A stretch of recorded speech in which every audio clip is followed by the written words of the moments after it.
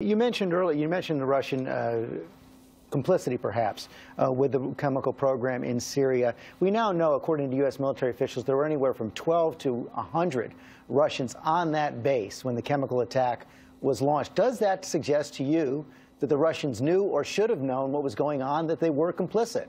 Well, George, I've not seen any hard evidence that connects the Russians directly to the planning or execution of this particular chemical weapons attack. And indeed, that's why we've tried to be very clear that the Russians were never targeted in this strike. This strike was to target the air base from which these chemical weapons attacks were launched, and to render that air base, certainly its infrastructure, no longer usable.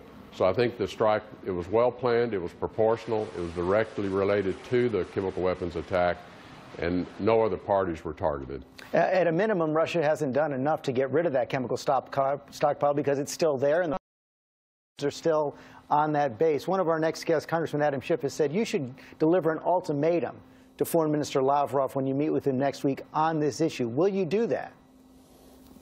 Well, we've already, I think, issued some very strong statements, George, and yes, that will be part of the discussions when I visit Moscow next week, is to call upon Foreign Minister Lavrov and the Russian government to fulfill the obligation it made to the international community when it agreed to be the guarantor of the elimination of the chemical weapons.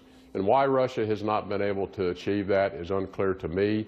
I don't draw conclusions of complicity at all, but clearly they've been incompetent, and perhaps they've just simply been outmaneuvered by the Syrians.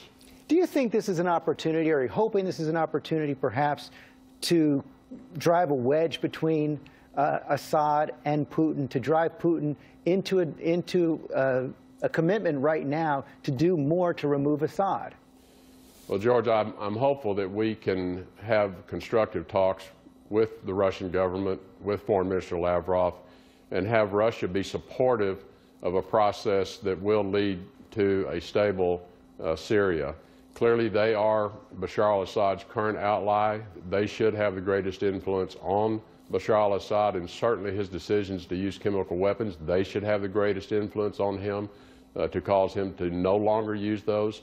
I hope that Russia is thinking carefully about its continued alliance with Bashar al-Assad, because every time one of these horrific attacks occurs, it draws Russia closer into some level of responsibility. And if we determine they are responsible, what will happen? Well, that is going to be clearly very damaging to U.S.-Russian relations. I do not believe that the Russians want to have worsening relationships with the U.S.